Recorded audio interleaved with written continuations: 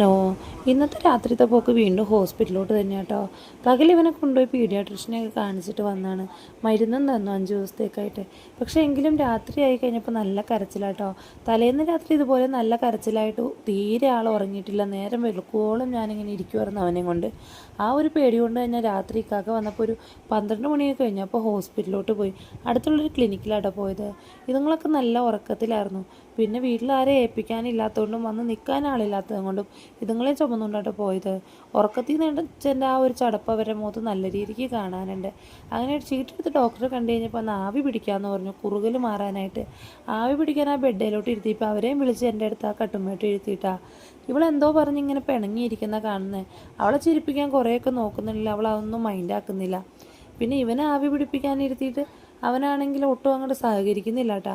കുറച്ചു നേരം എൻ്റെ കൈയൊക്കെ എടുത്ത് മാറ്റാൻ നോക്കും, തട്ടിക്കളയും, തലയൊക്കെ വെട്ടിച്ച് കുറേ നേരം പിടിച്ചിരുത്തിയൊക്കെ നോക്കിട്ടോ. ആൾ ഇച്ചിരി അലമ്പാ.